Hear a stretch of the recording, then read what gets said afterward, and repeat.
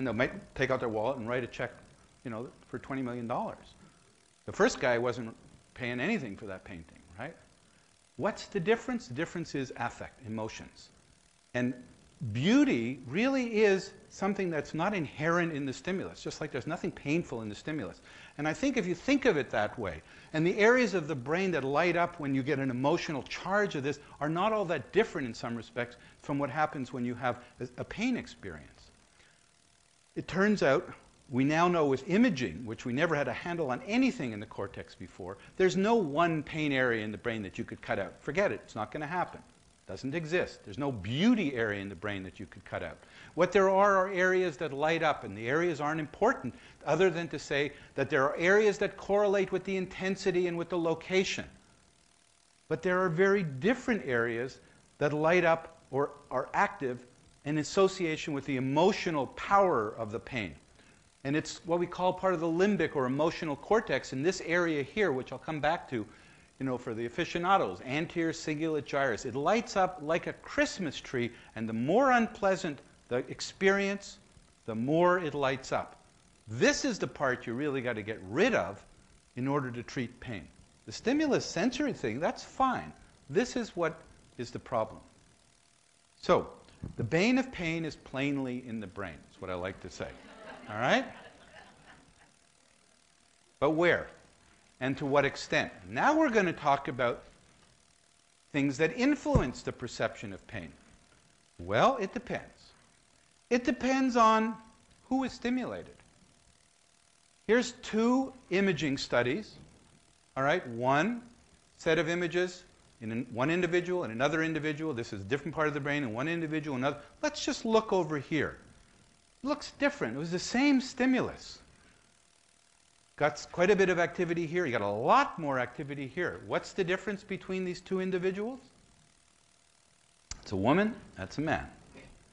Women, given stimulus, actually lights up more of their brain.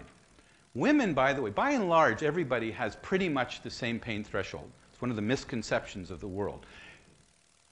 45 degrees pretty much will hurt everybody. Women, a little bit less. Women actually have a slightly lower pain threshold. So the guys say, ha ha, I knew it. Wrong. They have a lower pain threshold, but where they differ, and it's so interesting, is women have a much higher pain tolerance. There's a distinction. So when someone says, I can tough it out, they're not saying that I have a high threshold. No, you don't have a high threshold. You have the same threshold pretty much. But how much will you tolerate before you say, uncle, I quit?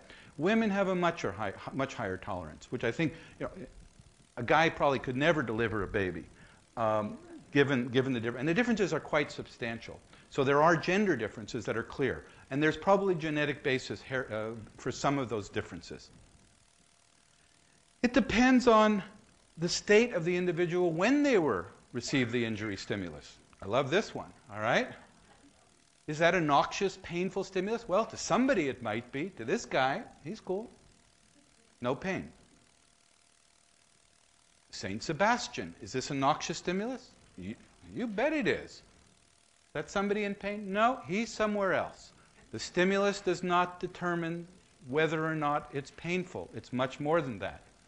It depends on, this is an intro, how much attention is paid to the stimulus. Here's somebody climbing, I don't understand why anybody ever does this. They just built one over at Mission Bay.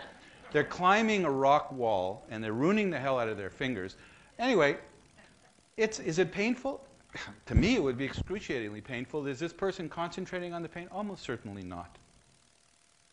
Here's an imaging study that illustrates how important attention is. Your dentists use it all the time. You sit there and they turn the music on, like that's going to help, right? Lamaze. What is Lamaze? Other than attention, distraction. I mean, we went through it.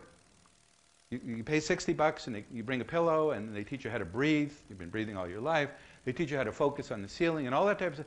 It's teaching you about the birth experience, about the biology, and it's teaching you how to focus attention elsewhere. Here's an imaging study that is quite dramatic. All right, here's the activity in the brain. The person has earphones on, and then you have a painful stimulus on the hand and you light it up. Now through the earphones you put music on. You have music before, but you ask them to attend to the heat stimulus on the hand. Now you put the music on and you have